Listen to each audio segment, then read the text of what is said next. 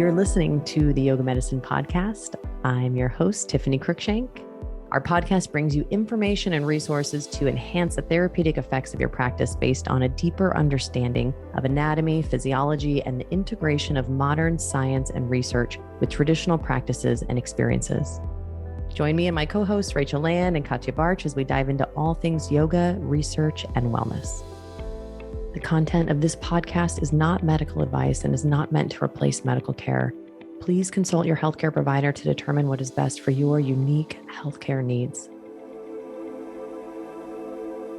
We are back, and this time we want to take a little different slant on mindfulness. There's so much information coming out on mindfulness and so much research all the time. We have tons of, actually lots of really good research too, especially compared to the yoga research, a lot of times the asana research. And what we want to do is take a little critical lens to the research to help you learn, especially if you're a yoga teacher or someone who likes digging into research. I think this critical evaluation will be really helpful. Keep in mind, one, we talk a lot about mindfulness in our yin and meditation teacher training. So if you're a teacher and looking for that, we've got that as a resource as well. And Rashmi is our teacher. She's a MD and a mindfulness meditation teacher, and MBSR teacher. She's a wonderful leader for that as well, for deeper study. But what I want to do is a little different. Rather than going deeply into the applications of mindfulness, is really looking at it through a lens at the research, taking a lens to the research to kind of get some takeaways there and hopefully give you some things to chew on.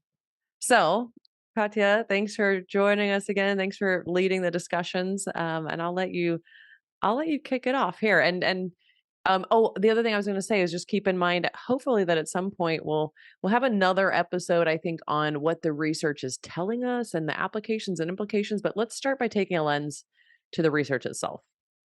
So I'll let you kick it off. Yeah, I'm really excited about this one because we get to kind of surf the terrain a little bit and get to understand the broader context of mindfulness research, not necessarily, as you mentioned, going into specific studies, but kind of getting a feel for the landscape generally out there. And I think mindfulness is a term that all of us know. It had a steep increase specifically after the year 2000 or so, but even before that, many of you may know Kabat-Zinn as a name, as a very prominent person in mindfulness teachings. So in the 1970s, Kabat-Zinn's program, which is called mindfulness-based stress reduction, kind of rose up and was established. And that's, as we will chat about later, the basis for many of the mindfulness studies that are out there. And then the Dalai Lama actually entered the scene and got in touch with scientists and kind of, lay the land. And the concept of mindfulness got some more grip among scientists as well. And as just mentioned, since about 20 years, that whole concept of mindfulness and mindfulness-based meditation really rose up. And I mean, you probably know that big companies, tech companies such as Google and so on, they all have their mindfulness concepts. It's been translated into the business world to work on your efficiency or to, balance your mind more and so on. So it's out there, and we all know that. We all know that it has to do with awareness and with attention. But what many of us don't know is just like the actual state of the research, or also kind of like maybe the challenges, or I may even want to say the pitfalls that are out there in the research landscape. And that's what we want to chat about today. So I think it's really important too, Katja, on that. It's like, it's really easy to look at the research and see all this positive information coming out, which I love. And I like I said, I want to focus on in another episode. We'll talk more about a lot of the positive takeaways, but I think it's also important to take a critical lens to it and look at what are some of the details of that research, and what are some of the drawbacks of the research and challenges in the research that we can also learn from without being negative. I think we all know probably firsthand, many of the listeners on here have experienced the positive effects of a mindfulness practice. And the beauty, I think, of mindfulness is that it doesn't have to be just a seated meditation. It can be woven throughout your day. And so there's so many beautiful positive takeaways that I think we've all experienced. So we're going to kind of jump right in, assuming that you have a little bit of that. We'll talk a little bit about the what mindfulness is in a moment, but really jumping into some of the critical takeaways as a way to learn too. Yeah, and I think if we want to maybe use an image that everyone can relate to, if you look at top athletes in skiing or downhill mountain biking or so, what they do first is they walk down the course and they look for the route parts that are really hard and that need extra special attention. And that's kind of what we're doing with the research today also, is like we just point you to those a bit more tricky parts of it, and I think that gives you a better feel for the overall course of things, just like the top athlete. And I think it's always a good idea, to get the most out of it as a practitioner, as a teacher, definitely as a teacher also. And yeah, that's what we're headed for. So let's give a quick definition of mindfulness. Obviously, I think everyone most people listening are probably familiar with this word, but I always think it's nice to go back, even words and like define them. Yeah, I mean, most on the most abstract level, mindfulness is being used as an umbrella term for things that are related to awareness, to attention, to memory, and also to acceptance.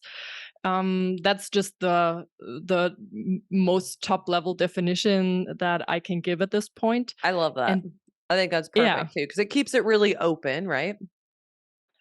and then the next thing that I'm going to say is talking about a more specific definition of mindfulness is probably the first very steep curve on your downhill slope, or the first kind of challenge in the research of itself. It's finding terminology or finding a definition that people can kind of commit to. And there are many, many definitions out there. And that's one of the tricky things related to mindfulness research, because not all studies, not all researchers define mindfulness and mindfulness meditation in the same way. Yeah. So if I can just give you some definitions or some examples, some just keep that definition very broad and relate to mindfulness at that as that mental faculty to really be consciously aware and to take into account kind of that current moment, that current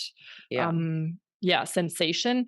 And then others are way more specific and say mindfulness practice is a seated meditation with focal point on your breath, or another very specific focal point. So there is a lot of nuance in some of the, or more specificity, shall I say, in some of the definitions, while others are very broad. And you can imagine that this will influence how someone is setting up a study or interpreting their research findings. And I think that's very important to note. Yeah. I love the different definitions too. I think you sent me a few. The mindfulness as the mental faculty for being consciously aware and taking account, excuse me, and taking account of currently prevailing situations. So I think that's another. I mean, it's very similar to what we said before, versus a formal practice of sitting on a cushion in a specific posture, attending to the breath or another focal point. And then John Kabat-Zinn, the moment to moment awareness cultivated by attention in a specific way in the present moment, as non reactively, non judgmentally, and open heartedly as possible. And you can see that there's a lot of overlap, although there is also a lot of difference.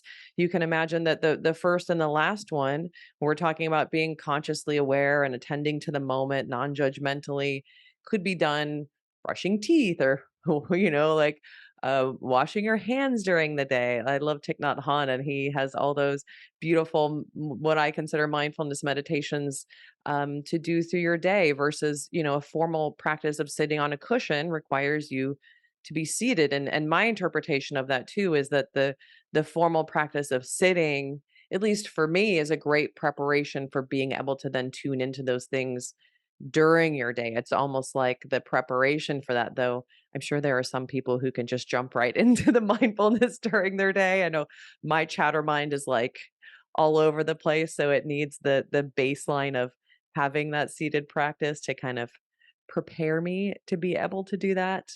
But you can see that there's threads that run through both of these, even though they are fairly different, especially for research, very different. If you're like telling people just to be mindful of their breath during their day versus actually having them sit and meditate, you can imagine those are very different things to study. So, yeah, I Yeah. love that.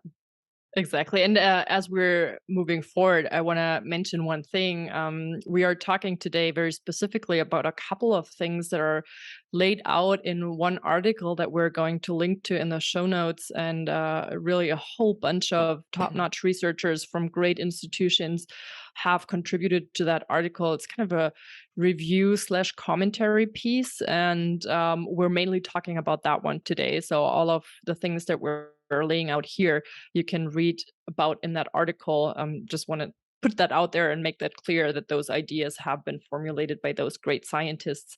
Um, And just a quick note, that was 2018, so it's pretty current. You can Google it too, just mind the hype, a critical evaluation. We'll put the full link in, but that gives you the quick preface. exactly.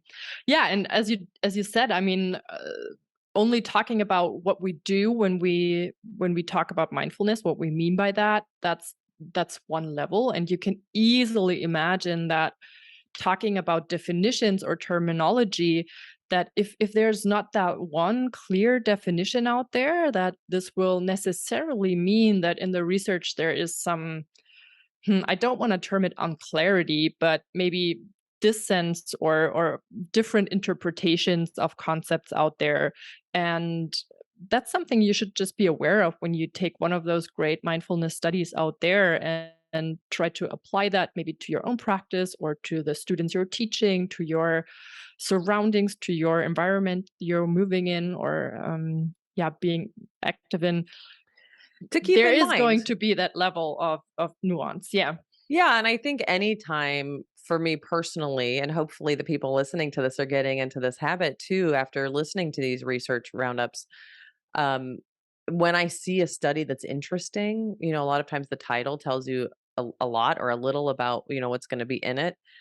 For me, one of the first places I'm looking is into the methods to see what they were doing, and it's one of the biggest issues with yoga research too, is that it's often very difficult. Either there's no information on postures or techniques, or there's very little, or it's hard to interpret because different styles use different terms for different things, and so there can be challenges in that. And I think with mindfulness meditation, a lot of times you can find these things in the methods, which is, I mean, not always, of course, all research is different, but a lot of times you can find that if you dig in. So it's a really kind of precious part of the research to kind of just focus your attention to as you go through this research as it comes out.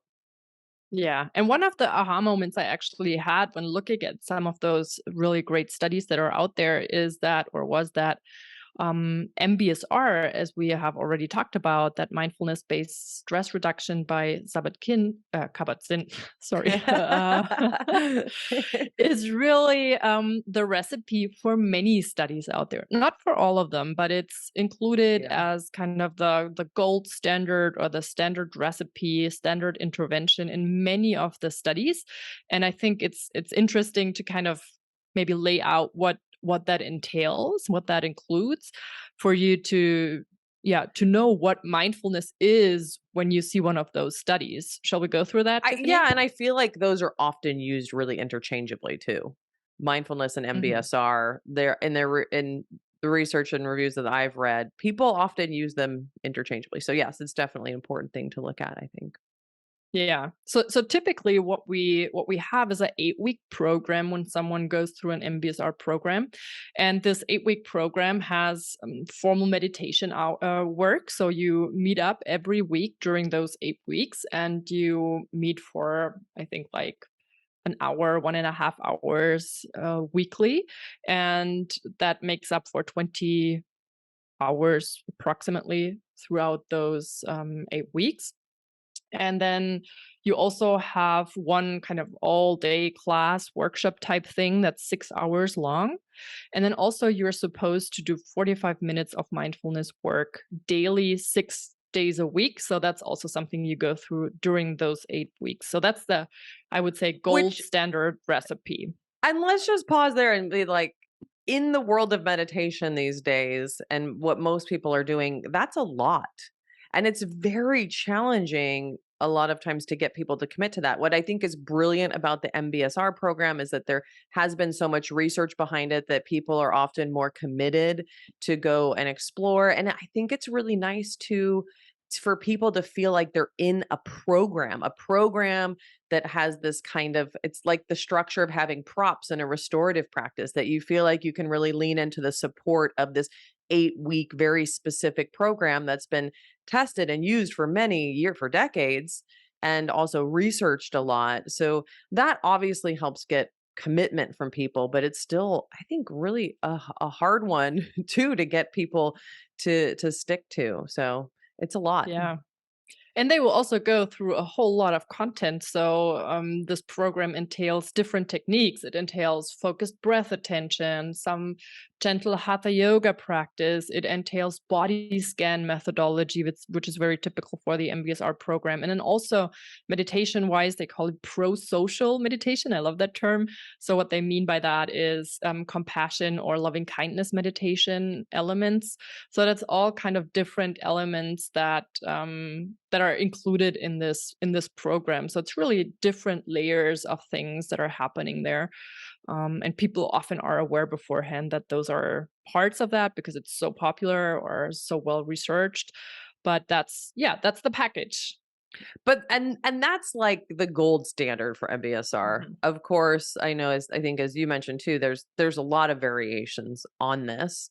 So you that's why it's always great to dig into the methods of the research study to see, because to me, if I'm looking at a research study where someone's doing 45 minutes a day of mindfulness practices, that's significant versus one where they're doing 5 or 10 or maybe 20 minutes. I mean, you have to take that into mind. Yeah, definitely. And there's some studies out there. Their program entails 4 times 20 minutes practice with a web-based application or an app. And you can easily imagine that this is very, very different in the quality and the intensity and the depth of things that are being accomplished there or practiced there. And that's where it gets really juicy, and where Tiffany and I are getting really excited when we do a deep dive into the method section. And you don't have to do the deep dive, but it's still notable to, yeah, point that out, that there's really those huge differences out there.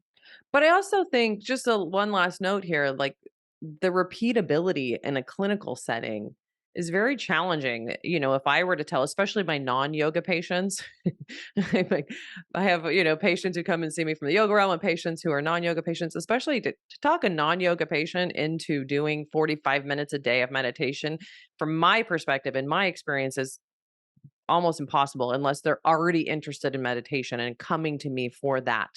There's already that like buy-in. It's a very difficult one, especially for, I'm in private practice, but for healthcare providers in medical settings and insurance, and who maybe can't afford to do this 8 week or don't have time to do an 8 week program. I think repeatability is a challenge with MBSR. I think a lot of times for people who have illnesses or issues that need therapeutic interventions, you might have an easier buy-in, but it's a lot. It's Yeah. great. I mean, right? Like Vipassana or some of these others that are very, labor intensive. Is it maybe that's not the right term, but um yeah, and I think anyone who's experienced these is familiar with that. So just important from the clinical, I think, perspective and repeatability side. Yeah, and I think that buy-in aspect that you just mentioned is really important too. Now it gets a bit more methodology heavy, but imagine how a researcher will measure whether or not that mindfulness intervention is being successful related to different ideas. So they will often give you a questionnaire before, maybe in between, and maybe after, or most definitely after the intervention, and they will ask for different things. Doesn't really matter what for now. But often those questionnaires are kind of self-reported. So it's like your own perception of things. For instance, how stressed are you on a scale from 1 to 10, or how well do you sleep on a scale from 1 to 10, or something like that.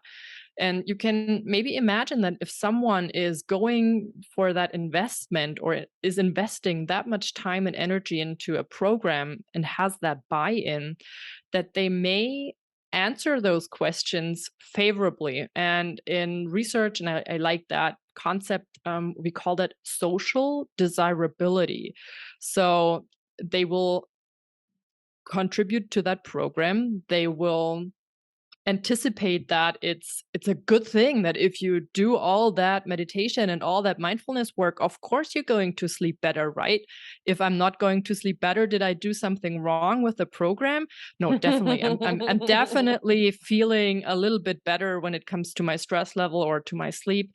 Maybe not even consciously. That can happen on a very subconscious level.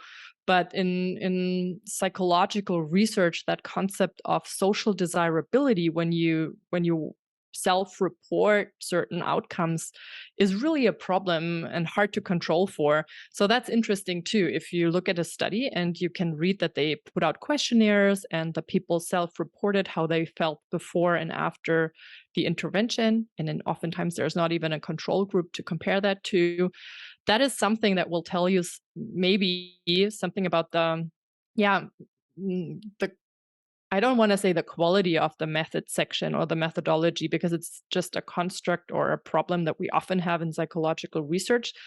But it is another steep slope on that mountain bike Yeah. downhill course, that's just very interesting to be aware of, I would say.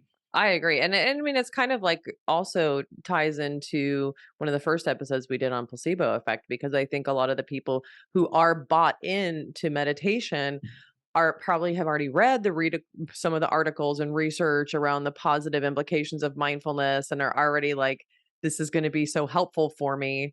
So there's Mhm. also, I'm assuming, a bit of that placebo effect too.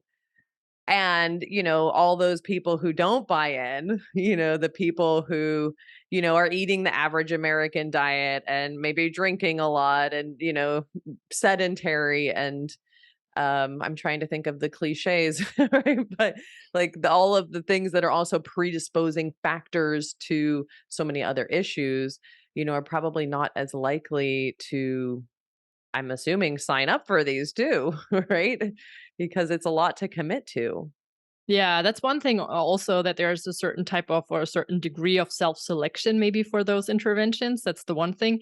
And then also, as we already kind of discussed or talked about, like what are we asking them in order to assess the intervention to see if it's working or not. And there is one study that showed that binge drinkers had a higher level of mindfulness than experienced mindfulness practitioners. And you can really assume that maybe the assessment methodology, like what questions those people were asked or how Hmm. that was assessed, that maybe there is an issue with, that's just the nerdy term, the validity of those instruments or assessment questions. In other words, maybe they didn't ask the right questions, because it's really a very surprising finding that's Yeah. kind of unlikely. And that's the other thing. There's a self-selection, and then we really have to make sure that we ask the right questions in order to see if the intervention really works. Interesting. And another reason, when you see, I saw talked about when you see interesting positive research, but when you see interesting research that goes against what you would kind of be inclined to think, another reason to, again, dig into the details and don't just assume. There's such a broad spectrum of research out there. And we're, I think every researcher is working hard to do their part, and it's never, you can't really have the perfect research. So, you always have to kind of dig into those details to really see what it means to you. Very much so. And I mean, obviously, researchers are trying their very best to find the perfect measures. Oftentimes, they will, in addition to put out those questionnaires and the self-report items, they will maybe try to more objectively measure things. For instance, has their breathing changed, or has their heart rate changed? Stuff like that, that can be more objectively measured. They will also be, yeah, trying to take measures such as fMRI. Maybe you have heard about that one. That's a very typical one in mindfulness research. Even So a that's whole a field, functional functional, yeah, magnetic MRI. resonance imaging, and I like that term. There has even evolved kind of that own field, which is called contemplative neuroscience, which is really trying to find out what happens in our brain when we yeah, practice all those mindfulness applications, meditation applications. Which is so cool. Sorry, I'm here to decode when you use the big terms for people. Um, but it's really interesting because the functional MRIs really give us a lot more information. And first hearing about that is like it kind of blows your mind. One, just to think that science has come that far in the 90s. If you've told me we'd be doing this sort of research or even that meditation would be such a big trend, I would never have believed you. But now to not only be able to do scans, but also these functional scans where you can watch the brain in real time is pretty mind blowing. However, I'm sure there's also some downfalls like all research, right? We have these limitations and which is why it's so important to keep remembering to live in the experience as well, but there's also I'm sure some downfalls to this fMRI stuff too. Yeah, we typically have some artifacts. You also have artifacts in ultrasound and so on. And I think we can easily imagine that. Think about someone who is very new to mindfulness and is very, very maybe even unsure what's happening, is a bit more excited maybe beforehand, is a bit more unsure. You can imagine that they might breathe a bit more intensely or more frequently, and they will generally be a bit more restless. And then on the other side, you may be comparing them in a study with a very experienced mindfulness practitioner. Let's just, for the sake of it, imagine or picture a Buddhist monk who has been meditating hours a day all their life and won't be struck by any new situation like that. And just imagine them lying in or being assessed by an fMRI machine. You can imagine one of them breathing very slowly, being very calmly, not moving a lot, and the other person being restless, breathing more heavily, breathing more frequently. And just those motions of the breath and the motions of your head and of your body may influence those fMRI pictures. And so that's what we call a confounding variable or a confounding effect, maybe, or an artifact. Just those movements can influence your findings. And yeah, I find that very easy to picture, that just again through that self-selection of the novice versus the expert in that context can make a difference in itself. Yeah, and there's so much I think we don't understand yet about how to interpret some of that imaging that is still being figured out. The brain, I feel like, is one of the areas of the body that we probably know we have the most to learn about it.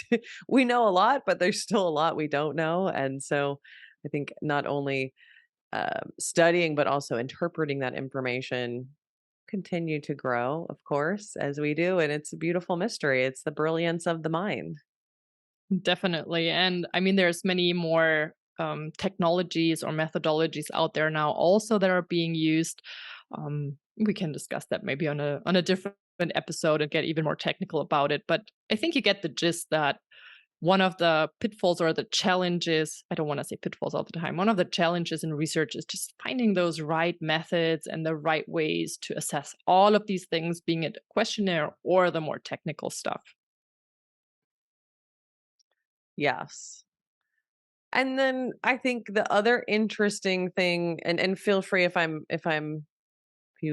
miss something, but I think the other really interesting piece of information here is the contraindications, the adverse events that we see with mindfulness because no one really wants to talk about them. We talked about this before the show. We were chatting and like it's the same thing with myofascial release. There's not a lot of great research out there on the contraindications and the reality is that any good medicine, any good therapy, potent medicine has contraindications. It's not just good for everyone all the time.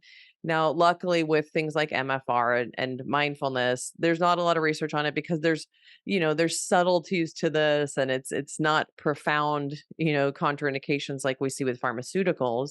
However, it's important to kind of just notice that they are there. It's important to leave space for them.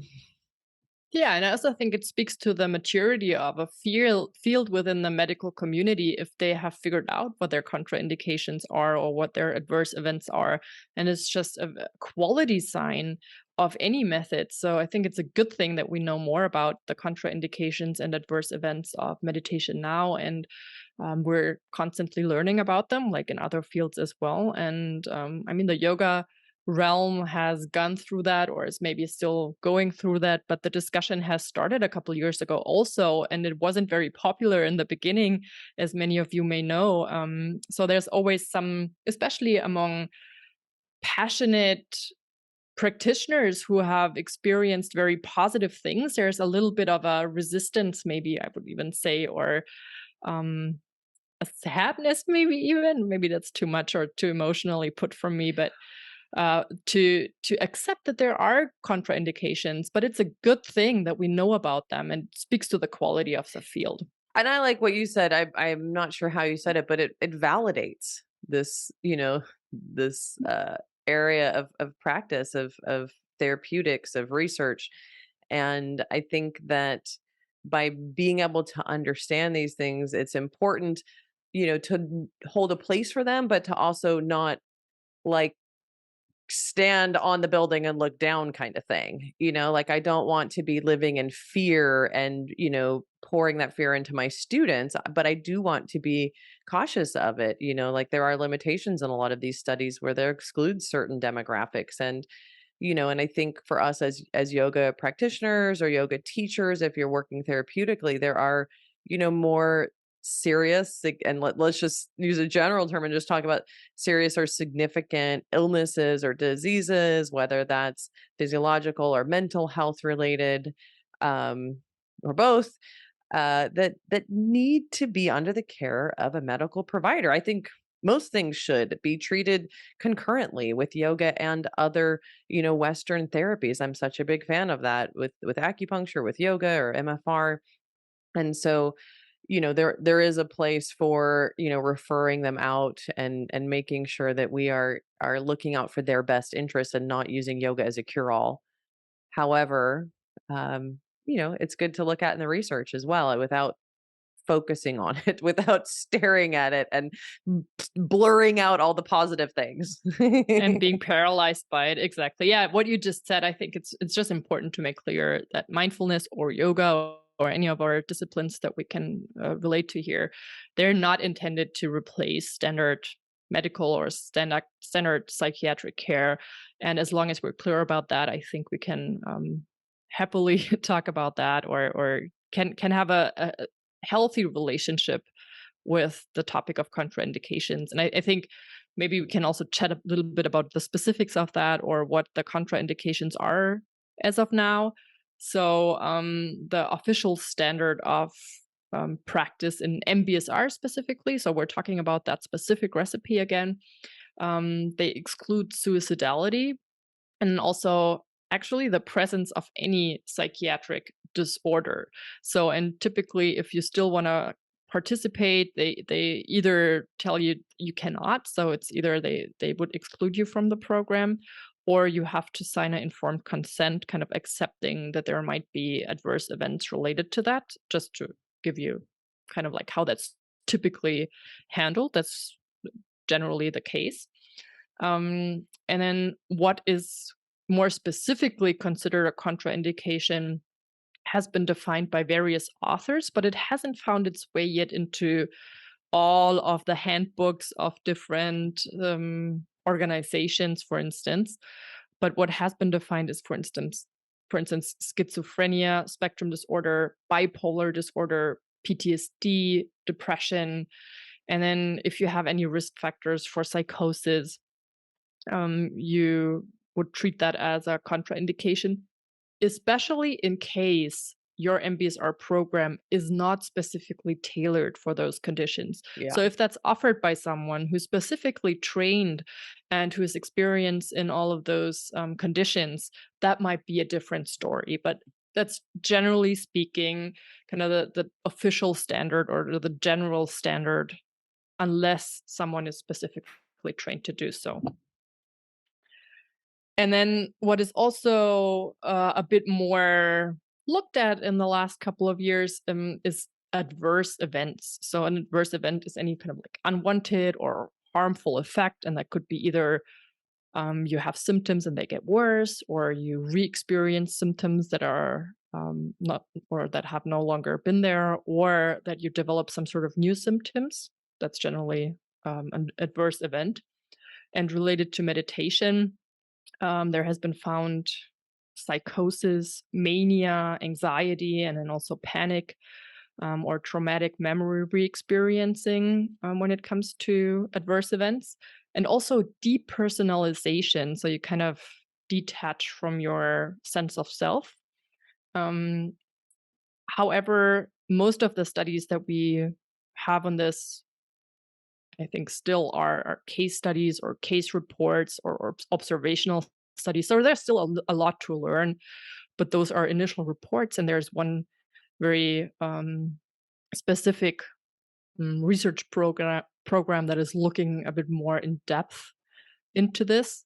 And I think that's very helpful for practitioners and also for someone who may have experienced this. So sometimes you feel, okay, I have meditated and I have experienced any of these things. Is something wrong with me? So it's also a good thing to hear that something can happen, something like that can happen, and it might gear you or direct you towards the right people or towards others who have experienced the same. And that's a relief for someone who may have experienced some of these. And I think keep in mind too, it brings up so many topics, I feel like. I mean, obviously there are a lot of mindfulness and meditation programs that are designed for things like PTSD and depression and are guided by someone who's been trained in those things. And I think anytime you're working with someone who has a diagnosed mental health um, issue of any sort, it's important to make sure they're working with their healthcare provider. And this is why I love that, like, I think a quarter of our teachers are healthcare provider and healthcare providers of some sort in yoga medicine. And we get a lot of therapists and counselors who come in, and a lot of a variety of healthcare providers and physicians. And it's really great in more intensive situations for them to be able to offer these things, to know what some of the hallmarks are, to pay attention to.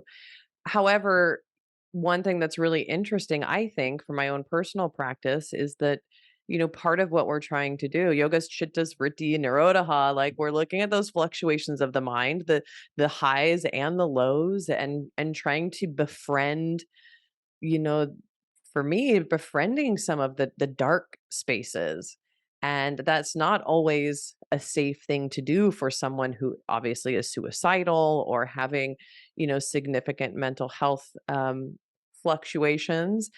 But, I think in the right setting with the right support system, and not for everyone, but for some people, I think looking at the dark spaces and the shadow work can, really start to shine a light on it and eventually help to neutralize some of that.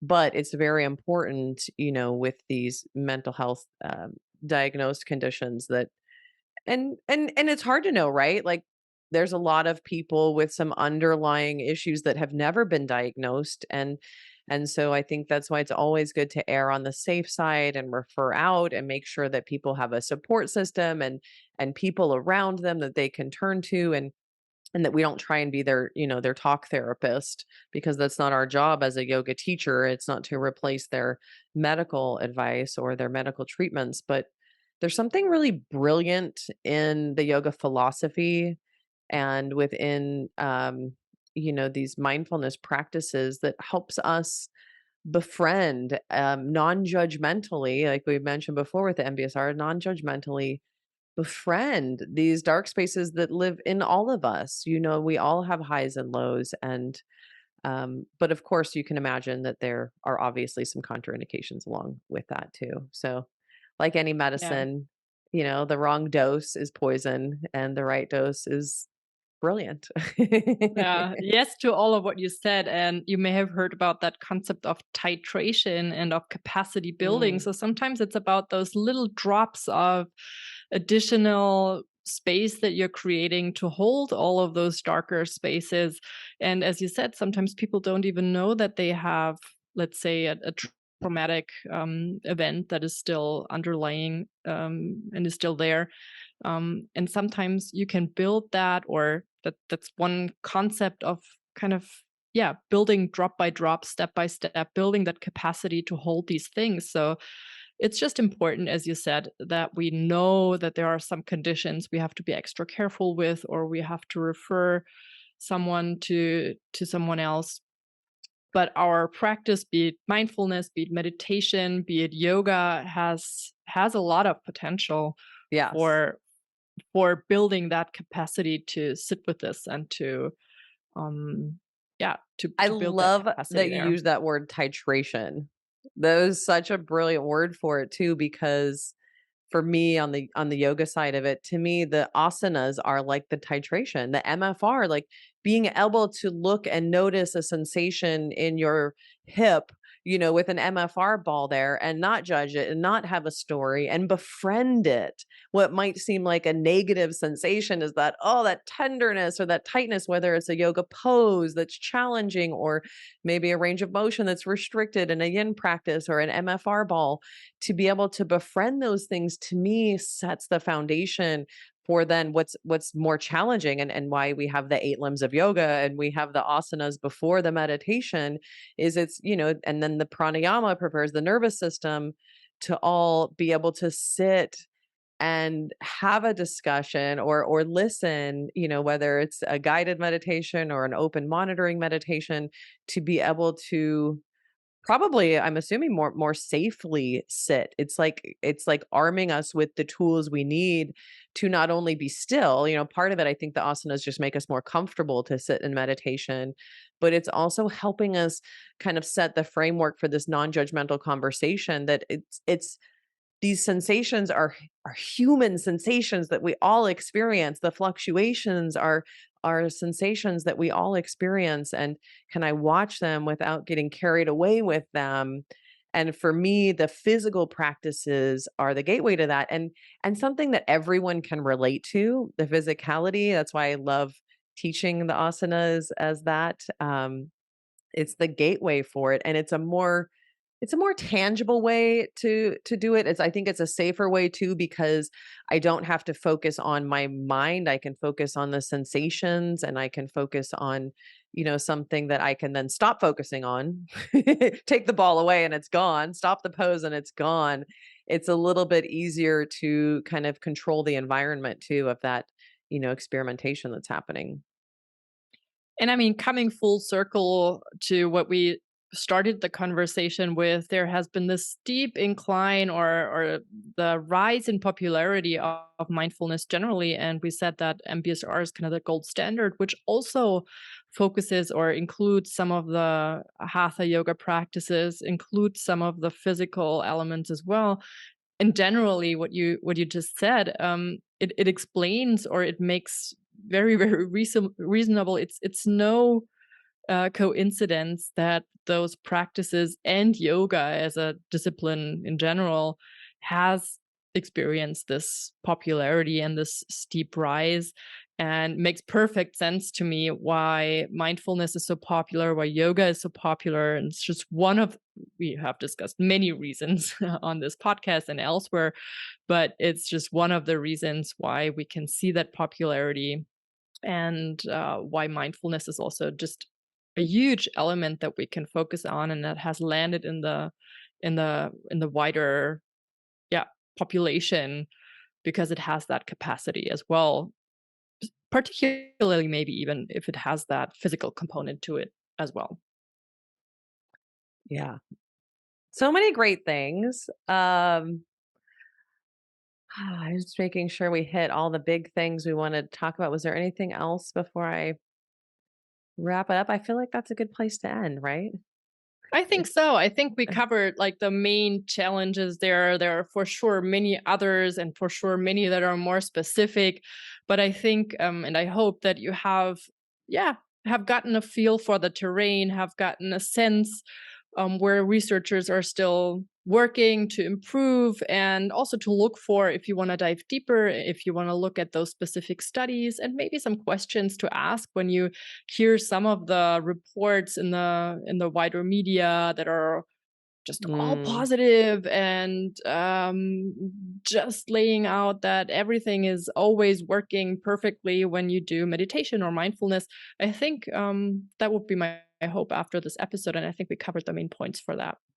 And I think this is the next phase of mindfulness research too. It's already happening, but we're going to, I think, hopefully have more information on adverse effects. I know there's, you mentioned the one at Brown, I think it was called you said the Dark Knight Project, but Formally, yes. Mhm. more will come out. And I think it's also important not to be afraid of that, but to look at it. And I think we've all probably, if you've meditated for a while, experienced highs and lows within our meditation practice and can probably relate to the idea that, maybe it's not for everyone at every time in their lives, though I think probably everyone could benefit from it at some point in their lives, if not for a majority of the population. It's such a great intervention, and overall a very safe intervention compared to things like pharmaceuticals or other surgical interventions, more intensive interventions, or even compared to asanas, right, where there's a physical component where you could push too far or go too far, like any exercise or stretching modality, where there's always risks. I think yoga asanas are very safe as well, especially with an experienced instructor. But it's all just important information to take in. And also remember, I mentioned at the beginning, we have, if you are a teacher and you want deeper study, we have our full length. We put yin and meditation together. I love the two because we can kind of look at these more contemplative practices, and not only look at the science of stretching and yin practices, but also the energetics behind a yin practice, and how yin can also, in this mindfulness realm, be a form of mindfulness meditation, as we pause and get to sit with a pose, and like the MFR ball analogy I mentioned before, it's to sit with those sensations and notice where it carries you and notice the responses and reactions, and I think a really powerful preparation for meditation. So, and hopefully in another episode, like I mentioned, there's so much research on mindfulness. There's so much to look at. We'll look at what the research is telling us, but we really just wanted to start with this because it's not as much talked about in the mindfulness realm and in the research realm. And I think it's just an important thing to keep in mind.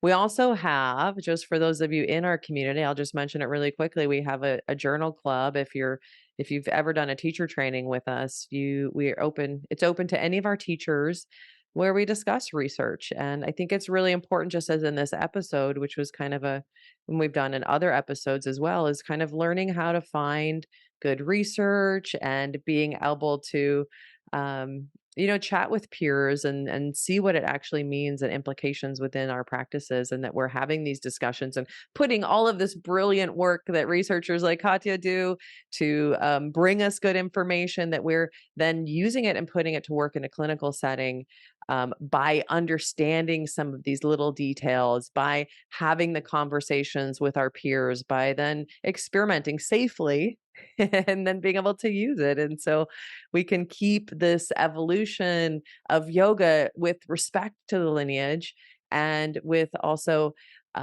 informed by research and information that we find along the way, to really enhance the brilliance of this system that's been around for a very, very long time. So thank you for your wealth of information, as always, Katja. And thank you for those who are listening.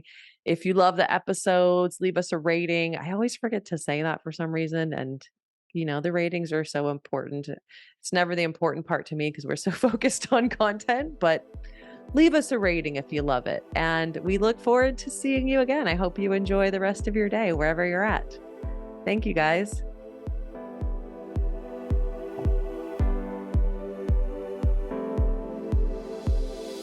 Thanks for listening to Yoga Medicine. If you like the show, please be sure to subscribe and leave a rating and review on Apple Podcasts or wherever you listen to podcasts.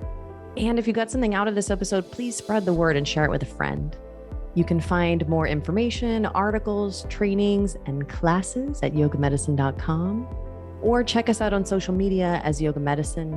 You can also email us at info@yogamedicine.com. Thank you for being a part of our Yoga Medicine community. We look forward to seeing you again. The content of this podcast is not medical advice and is not meant to replace medical care. Please consult your healthcare provider to determine what is best for your unique healthcare needs.